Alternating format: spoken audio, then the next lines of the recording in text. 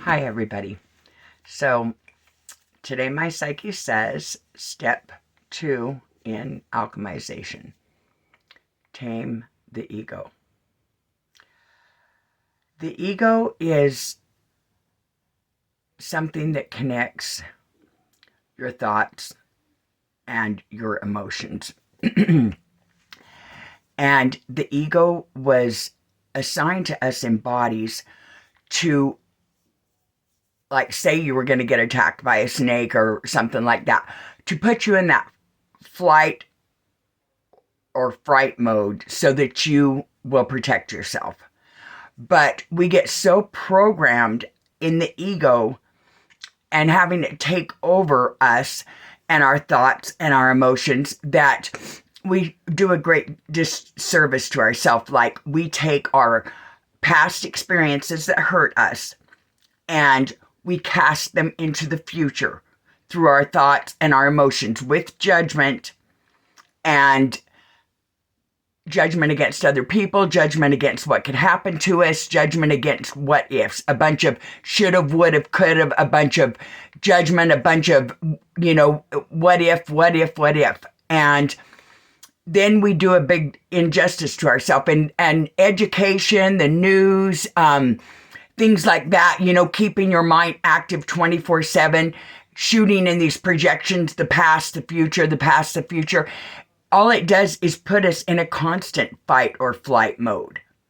And then we're not stopping and centering our senses. We're losing our creativity. So one of the ways that you can start to tame the ego is to stay in the present moment. One of the ways you can stay in the present moment, meditation. Being this silent observer, like I've mentioned in the past. Look at yourself in the third party. Say, I'm doing this right now. I'm doing this right now. Move into your senses. What are you hearing?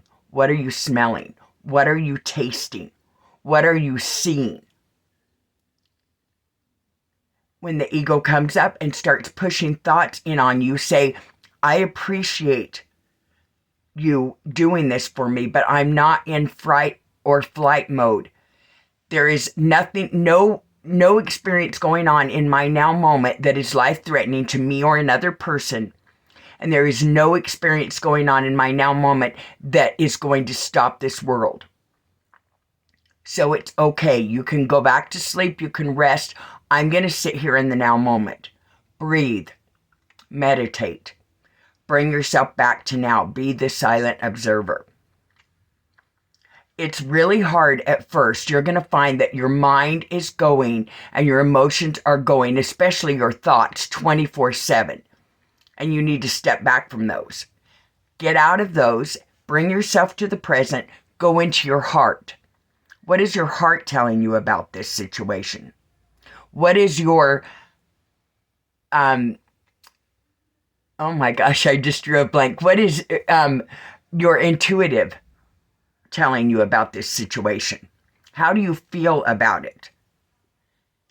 Look at the bigger picture. There's a bigger picture. There's bigger opportunities for things. We don't know everything. There's even a spiritual ego that, as we're doing our spiritual ascension, will say, I know everything there is. I've learned all this spiritual stuff, blah, blah, blah. We don't ever quit learning. We're always the student. We're always evolving. Energy is always flowing, and energy is always changing. So just feel that and say, this is an energy. It's passing through me. I am not this feeling. I am not this thought.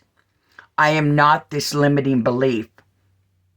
I am not this anger. I am not this sadness. I am not this revenge. I am not this anything like that, and go, when you do center yourself back, go into a place that brings you peace, that puts you in the now moment, whether it be swimming, hiking, painting, sewing, writing, whatever it is that's going to connect you with your creativity.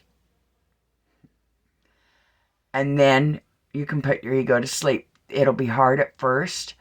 You'll have to do this several times a day. You'll find yourself casting past, future, emotions, judgments, flight or fright, taking things personally. You'll find yourself doing this a lot at first. But as you draw yourself back to the present and center yourself and say, this is my ego. This is not the bigger picture. This is just what I'm feeling. It's not who I am. This will get better and better. And you'll be putting it to sleep more and more often and moving into your heart space and feeling what's right. And that always serves you. I love you, everyone. Have a good day.